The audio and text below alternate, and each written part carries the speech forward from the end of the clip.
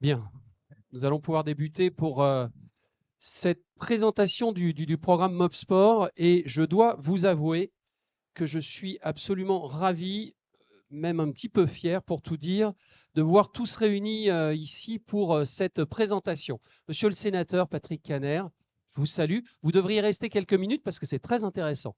C'est rare d'avoir tous les directeurs généraux des ligues professionnelles, du sport professionnel qui soient avec nous.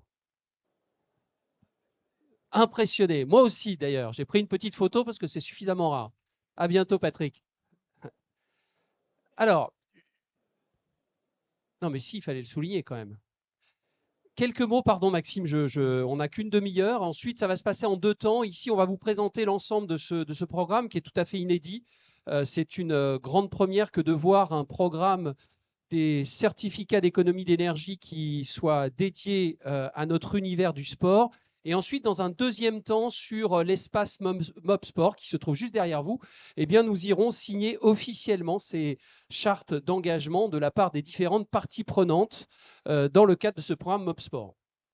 Euh, Donc, Pardon, Maxime, vas-y, oui, je te laisse. quelques mots sur le programme MobSport. Donc, MobSport, c'est un programme de certificat d'économie d'énergie. Donc, il a été lauréat de l'appel à programme lancé par le ministère de la Transition écologique en 2023.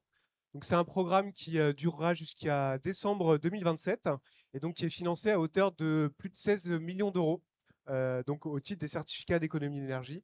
Il s'intègre donc dans une logique d'économie d'énergie pour le transport, avec donc des zones d'implantation notamment pour les ZFE et tout un cadre lié au plan de sobriété énergétique qui avait été lancé par le ministère Absolument, des Sports. absolument. Et vous étiez déjà un certain nombre à être présents. Donc, c'était fin d'année 2022 avec cette crise de l'énergie qui nous a mis une énorme pression et sur laquelle le ministère des Sports et des Jeux Olympiques et Paralympiques à l'époque avait réagi très vite. Un sujet qui avait mobilisé l'ensemble des acteurs du sport où nous avions convenu de mettre en place un certain nombre de dispositions pour réduire la consommation d'énergie. Le sport professionnel était très présent. Toutes les composantes du sport, d'ailleurs, avait répondu présent à l'appel d'Amélie Oudéa-Castéra, la ministre de l'époque.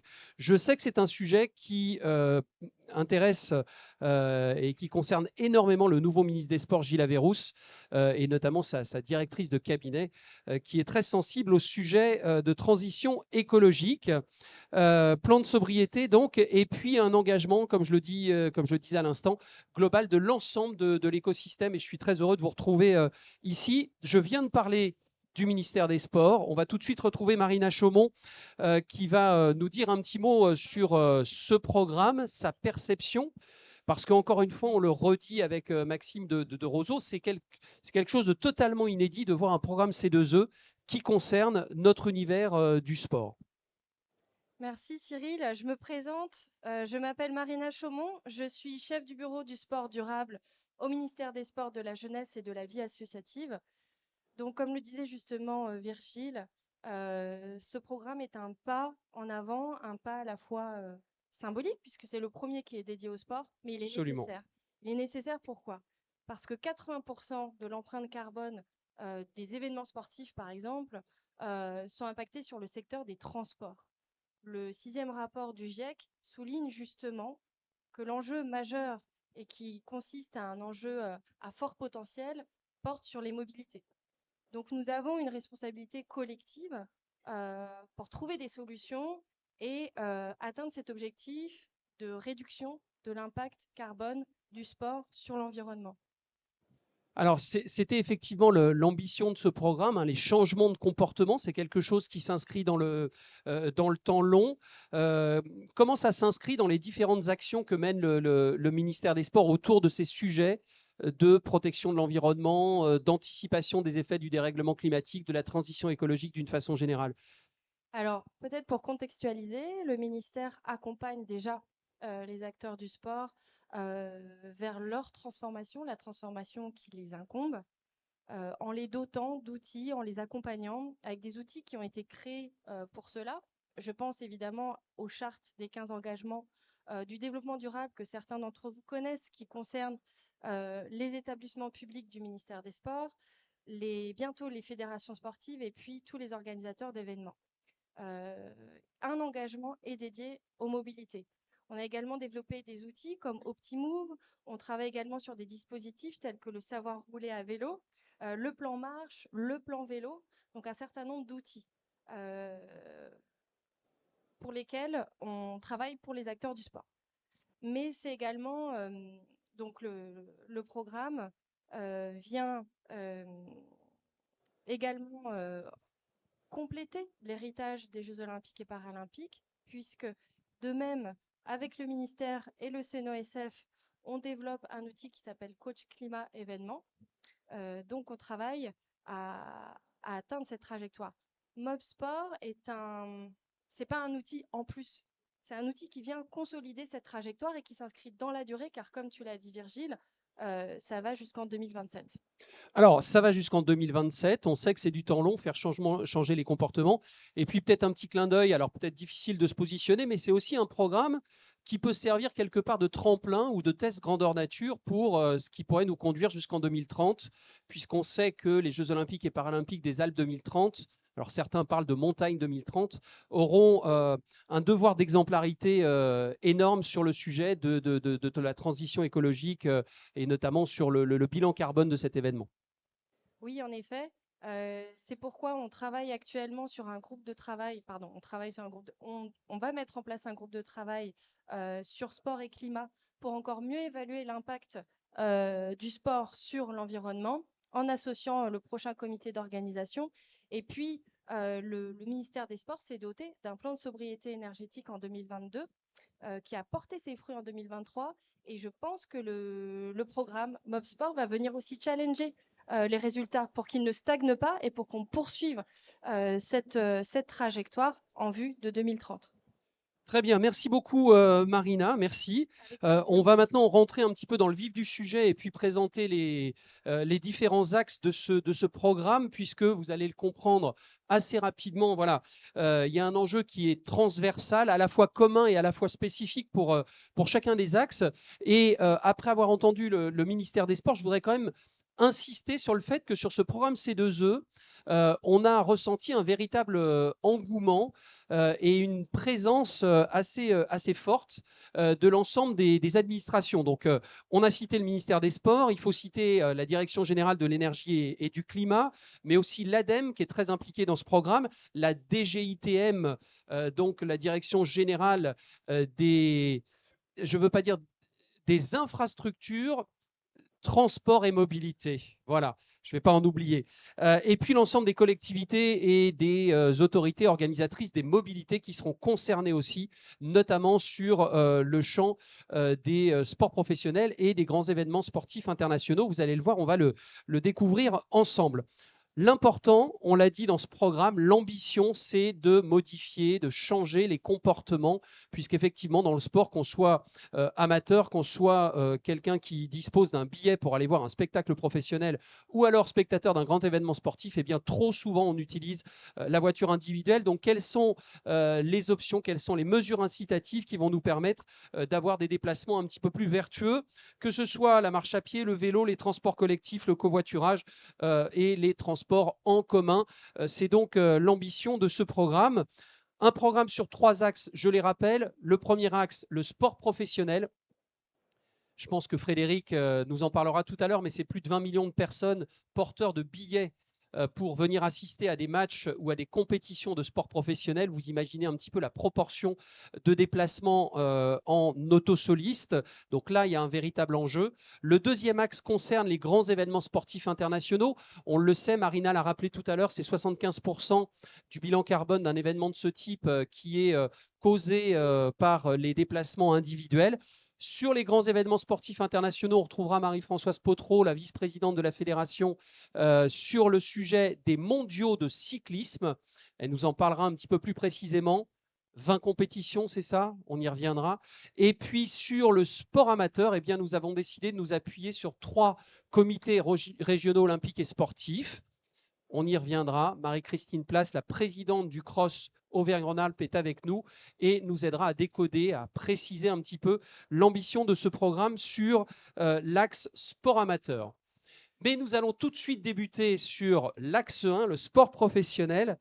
Et je vais accueillir à mes côtés quelqu'un avec qui on a beaucoup dialogué, beaucoup discuté sur ce programme, qui a défendu ardemment le sport professionnel, et en plus c'est un ami. Donc Frédéric Besnier, on va l'applaudir un peu pour lui donner confiance parce que c'est quelqu'un de très fragile et très inquiet avec un micro. Alors, Fred, c'est vrai que on s'était rencontrés avant même la mise en place effective de ce programme. C'est un programme quelque part qui est issu de toutes les réflexions du plan énergie hein, qui avait été mené par le ministère. D'ailleurs, les sports pro étaient très très présents dessus. Donc déjà, premier point, ces enjeux de mobilité, de transition écologique pour le sport professionnel, c'est un sujet que vous ne découvrez pas et pour lequel un certain nombre de tes adhérents sont très mobilisés. Oui, Virgile, évidemment, c'est déjà effectivement une satisfaction de voir le sport, comme tu l'as rappelé tout à l'heure, être intégré dans ce genre de programme, parce que souvent le sport est un peu, j'allais dire, pas fléché, et alors que le sport est effectivement, comme vous le savez, un acteur à part entière de l'économie, un acteur social, un acteur des territoires, c'est aussi un levier du changement, et là, sur les questions de changement, de transition écologique, donc évidemment, c'était une grande satisfaction et un grand merci au ministère de l'économie, à sa branche transport, et à vous, Virgile, d'être venu nous chercher avec Roseau pour effectivement participer à ce programme. Parce que oui, c'est une évidence, le sport professionnel n'échappe pas à l'évolution nécessaire par rapport à la transition écologique. C'est effectivement l'un des grands enjeux de ce siècle à venir. On est aussi impacté, j'allais dire, comme nous tous, dans la vie de nos quotidiennes. Il y a effectivement les activités, l'organisation des compétitions qui vont devoir se modifier. Et évidemment, ce sujet n'est pas nouveau pour le sport professionnel. Les ligues professionnelles, donc les 6 ligues professionnelles qui sont membres de la NLSP, donc la ligue de basket, de cyclisme, de foot, de hand, de rugby et de volley, et dont je tiens vraiment à remercier effectivement la présence des directeurs et de la directrice. C'est rare de les avoir tous là, hein, les patrons là. C'est effectivement rare, et ce qui montre effectivement à la fois que j'ai pris une photo moi. Ça montre l'implication des ligues sur ce sujet de la transition écologique, parce qu'effectivement depuis plusieurs années, elles ont entamé déjà des actions avec leurs clubs sur effectivement toutes les actions par rapport à tous les métiers qui sont liés à l'organisation des compétitions, les activités qu'il faut changer, et effectivement aussi par rapport à l'impact et au rayonnement qu'elles ont sur les territoires et auprès des spectateurs, auprès de leurs téléspectateurs. Effectivement, c'est aussi un motif de changement, d'aider à faire changer les comportements de l'ensemble de la population, au-delà des pratiques qui doivent changer dans leur métier. Alors, petite question, pas du tout piège, hein, mais effectivement, lorsqu'on a travaillé avec les parties prenantes et notamment les acteurs du sport pro, il y a évidemment des degrés de maturité différents, des moyens différents.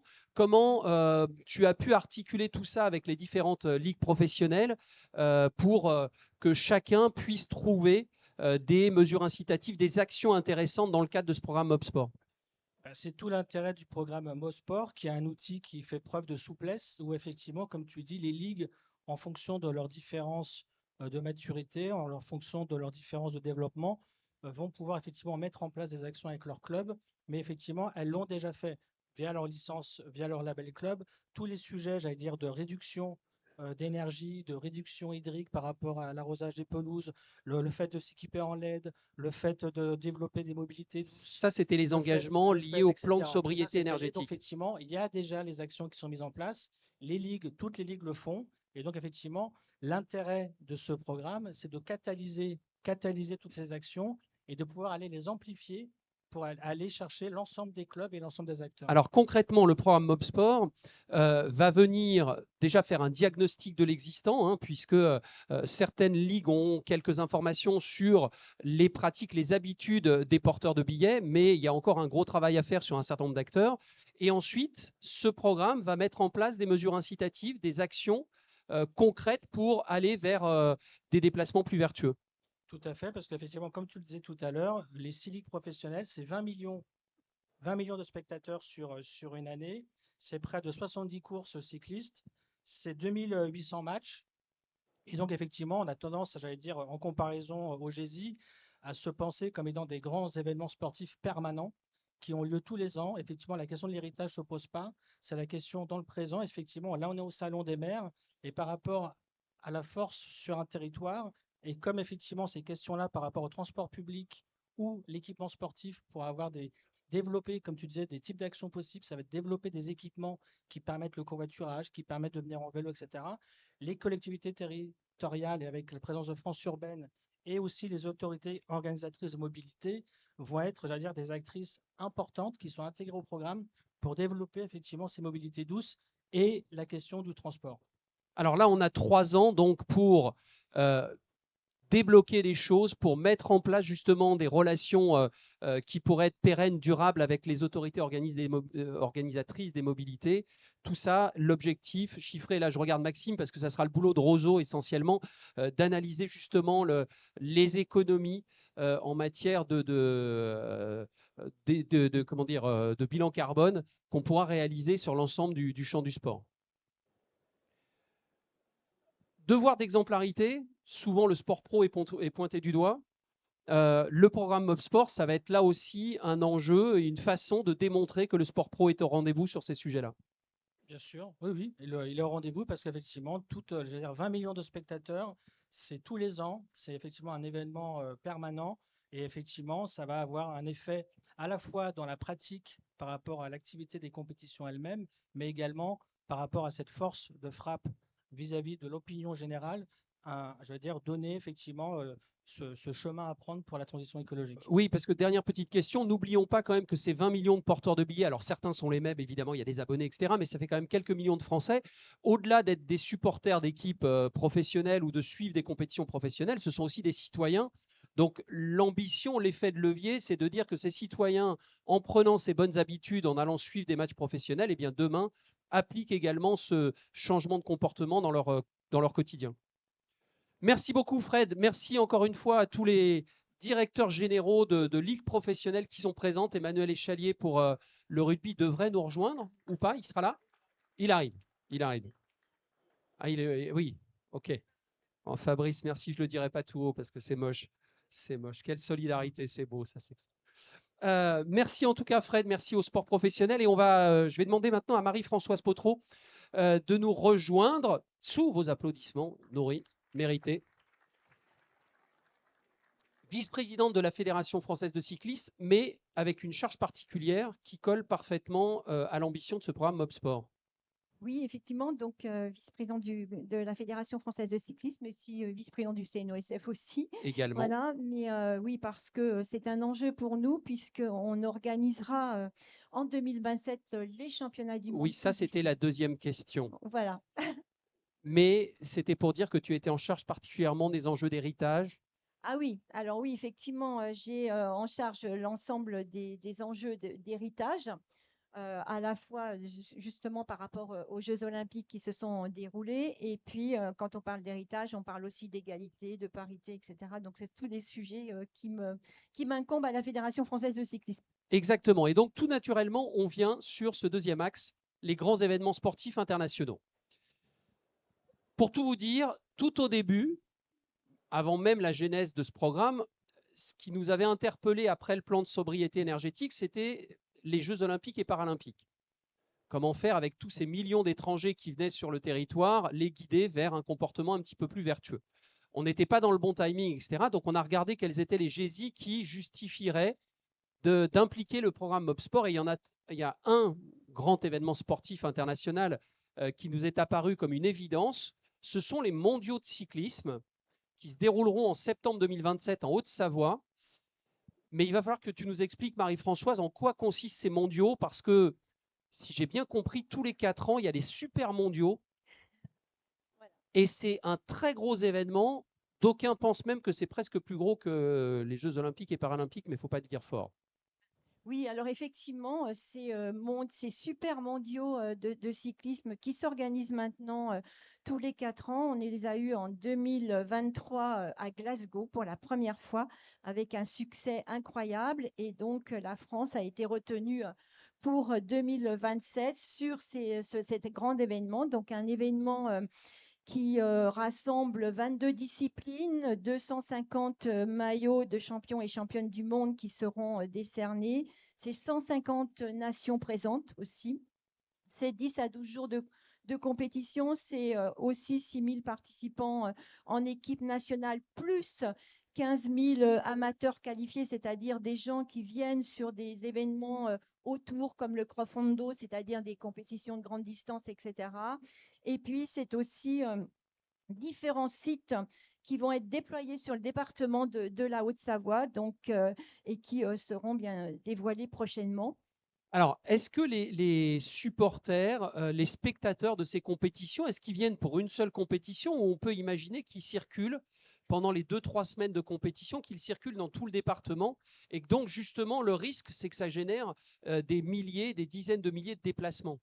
Oui, alors effectivement, et moi, pour avoir vécu ceux de Glasgow pour la première fois en observatrice, oui, énormément de spectateurs qui viennent et qui ne viennent pas voir qu'une épreuve route, mais vont aller sur l'épreuve de BMX ou sur du VTT, etc.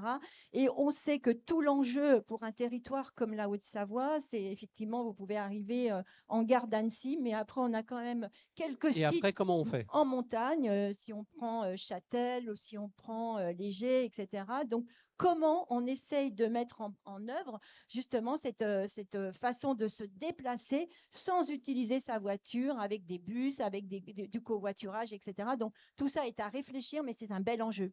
C'est un bel enjeu. On peut même imaginer qu'il y en ait qui aillent d'un site à l'autre en vélo. Et donc, Tout à comment fait. ils peuvent ranger de façon sécurisée leur vélo sur les lieux de compétition? Ça, c'est Oui, de l'inédit encore, ça. Oui, on l'a vu d'ailleurs sur le site. Moi, je l'ai observé sur le site des Jeux Olympiques, le site de VTT à Elancourt, la façon dont on pouvait parquer les vélos, etc. Puis pour la petite anecdote, il faudra aussi peut-être quelques vélos électriques, hein, parce que pour Ça monter monte. certains, Oui, il paraît que ça monte. Ouais. voilà, c'est pas tout plat pour se rendre sur les sites. Alors, là où on en est concrètement du comité d'organisation, puisqu'on est vraiment aux prémices, hein, on est tout au début, et c'est ça l'intérêt du programme MobSport, c'est de pouvoir l'inscrire dès l'origine dans la conception et la construction de l'événement. Oui, tout à fait. Donc, nous, voilà, l'association support est créée aujourd'hui. Donc, bien sûr, c'est avec le département de la Haute-Savoie, le Conseil général de la Haute-Savoie. Je pense que l'enjeu était de prendre le sujet au tout départ, de façon à se dire que c'est une priorité aujourd'hui et qui peut être vraiment affichée avec un vrai enjeu et qu'il faut à la fois inciter déjà, il faut acculturer parce que je pense que c'est important de parler déjà de la façon dont ça peut se faire et puis il faut travailler beaucoup en amont. C'est ça. Est-ce qu'on a une idée du nombre de spectateurs qui vont venir et du nombre de pays ou l'origine des spectateurs?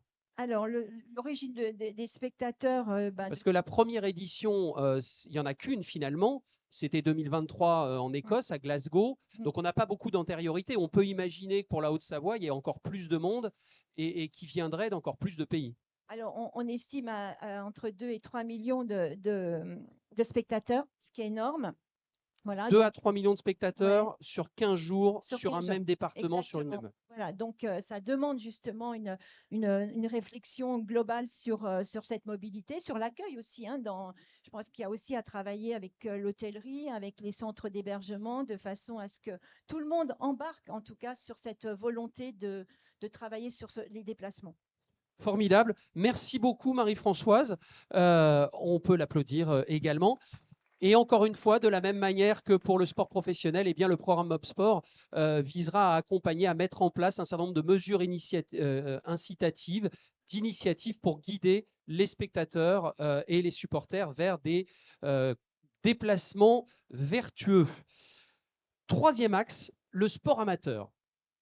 Et je vais demander à Marie-Christine Place, la présidente du comité régional olympique et sportif Auvergne-Rhône-Alpes, de me rejoindre. Alors Marie-Christine, le sport amateur, ce n'était pas facile à appréhender. Et pourtant, on est conscient qu'il y a des milliers, des dizaines de milliers, des centaines de milliers de déplacements pour le sport amateur. Et c'est donc de façon assez inédite que ce programme C2E va également appréhender le sport amateur. Comment vous l'avez vécu? Comment vous l'avez reçu? Est-ce que vous avez compris un peu la démarche? Oui, alors le comité régional olympique et sportif essaye de développer le sport dans toutes ses dimensions, que ce soit les dimensions performance, mais aussi les dimensions bien-être, mais aussi essaye de promouvoir les valeurs du sport, donc l'excellence, l'amitié et le respect de ses adversaires, le respect des arbitres, mais aussi le respect de l'environnement.